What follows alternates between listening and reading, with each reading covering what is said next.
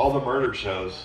But then following those is where I got suspicious, is all the house hunting shows in Hawaii and the Caribbean. So I'm saying I'm not going to kill myself if anything happens. So it's pretty bad. So last week, I kind of screwed up. I got kicked out of a strip club. I was sitting on stage, I was up in the blow section, and the girl comes up there and she's 9 months pregnant. She goes up there and she does the little splitty in front of me, and she looked at me, she goes, "You like that?" I looked at her dead in the eye and I said, "I think you're dilated." I was escorted out. And this is like a month after I was kicked out of the same strip club because I gave a girl $25. I mean, that's a pretty good tip. And I asked her to make her C-section clap for me. So who's my vets in the room? Right? So since Joe Biden kind of backed out of the election, does it feel like this guy's got short-timers attitude? He just waiting for his tour to end and get on out. I'm going to the beach, guys. I'll see you later. My day's done at 12 o'clock. It's true, man. So last week, funny story. Well, not funny. I jacked up my back at work. I don't know what I did to it. So I wake up, I tell my wife I can't move. So she's got to call 911 because my wife's short and there's no way I'm going to fit in a goddamn car. I thought the ambulance was going to come, but it was a whole ass fire truck. I had 8 firemen in the house with paramedics. They said, "Can you get over to the stretcher?" I was like, freaking no, I can't. I can't even sit up. So they bring out this thing, they slide it under me, and they're holding me like I'm a manatee they're trying to rescue. It took the whole fire department to lift my big ass up and put me onto the stretcher. We get to the hospital, and the first thing they always ask, like, "What happened? What'd you do to your back?" I just said, "I'm 52. I don't know." I woke up. I had a dream I was running. I woke up with the check engine light on, like I always do. But the good thing is they freaking give you good drugs, right? So they gave me Percocets at the hospital. They gave me some morphine. I was feeling comfortable. I could have slept on my coffee table. Everything was good. They sent me home. They gave me some more Percocets. So I was kind of doubling up, right? I was like a rap star. I should have made some scissor. But the funny thing is that I'm sitting in my man cave on my recliner, I'm watching YouTube videos. I didn't realize how goddamn high I was. I watched a 45-minute video of somebody vacuuming his popcorn ceiling off. It wasn't even a how-to video. It was just him vacuuming the video. I was engaged like it was Lord of the Rings. I was like, what's gonna happen next? What does the bathroom look like? 45 minutes was up, is there a part 2? I said, Percocet is a hell of a drug. I thought maybe we'd get some fentanyl, but we're not that close to the border. And that shit is amazing. I've never had it. I just look at it.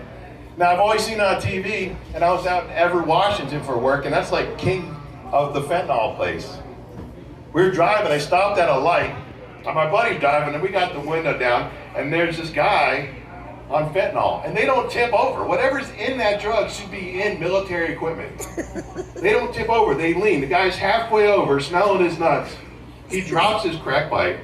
Me being a gentleman, I was like, "Excuse me, sir, you dropped your pipe." Now, Percocet's fun. I even came up with a joke on a Percocet.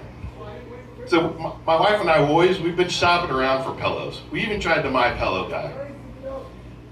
Now, the last one I bought was a memory foam pillow. After using it, now the memory foam pillow has PTSD. That joke was sponsored by Percocet. Now everybody lives in the South, right? What is one of the scariest, when I'm not talking fire ants, I'm not talking snakes or alligators, what's one thing you're terrified to see in your house? Palmetto bugs. Freaking palmetto bugs. Oh, I was right. I had to dual wield a palmetto bug because they have a memory. They come after you. I was sitting on my floor. I see this little bastard.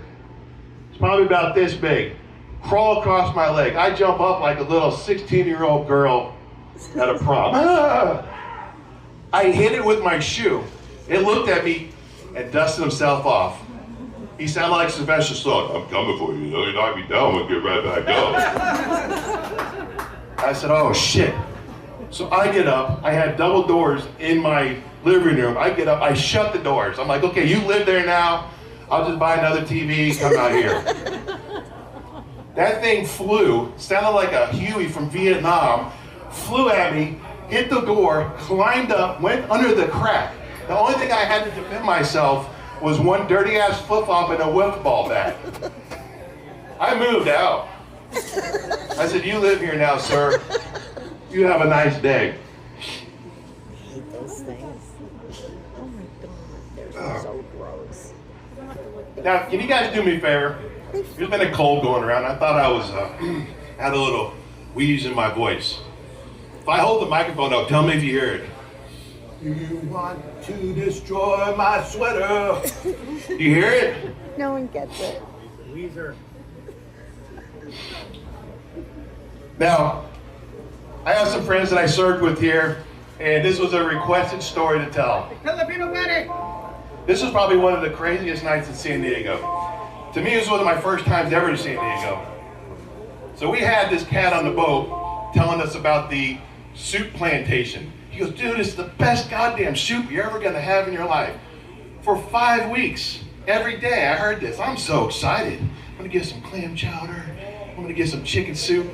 We walked from the boat 5 miles. 5 fucking miles. No F word, sir. Thank you. 5 miles. We finally get there, and I'm like, wow, this place looks kind of rustic. I'm looking inside. It burned down the day before we got there. 5 miles. The funny thing is, that one of the guys working with us, his name's Biff. And he always likes to drink. So the whole time he's like, Bill, we're gonna get so effed up. I'm gonna drink Jaeger bombs. I'm gonna drink some vodka. I'm like, cool. So we find this Chinese restaurant. We go across the street. There's like 10 of us. We're all sitting around a table. Everybody's like, I'll take a shot of scotch. I'll take some Jägermeister. I'll take a beer. And when it gets up to Biff, he said, I'll take a passion fruit tea. Like, what? And the night even gets better. It even gets better. We go to this spot in San Diego called Moon Doggies. Now, it's kind of like an outside bar like this, but it's got plexiglass, like Shark Encounter. Keep the homeless on the outside. We're sitting there, the music's going off. Next thing you know, this homeless guy comes up, banging on the window. Now, me being a big guy, I like to use my voice. I looked up, and I was like, Dad, get back in the goddamn car. He stopped, and then turned around and left. It was beautiful. Now, that same crew of guys, we went out to eat the next night. We're sitting at a restaurant. It was a nice restaurant. Biff comes back. This time he's actually drinking. He's like, guys, I was just in the bathroom, and there's a guy, I think we need to call 911 because he's tearing it up in there. All you hear him is grunt. I was like, dude, no way. He's not doing it in the public space. He's like, I swear to God, he's got white sneakers on. The guy comes out of the bathroom, and Rick goes, the white sneakers, that's him right there. And everybody looks at him now. Just because he dropped a deuce. So, one more thing before I go. So, my wife, she sees a video. It was a wife asking her husband, he said, if my hoo-ha was candy, what flavor would it be? So he gives the husband answer, right? And it was some fancy ass chocolate. So my wife, of course, asked me, and I'm like, I'm gonna give the right answer, right? I'm gonna say it's strawberry licorice. Not Swedish fish. I know what a lot of people were thinking. Then I asked about me, and my wife said, it's like almonds. Almond Joy. Sometimes you feel like a nut, sometimes you don't. Thank you.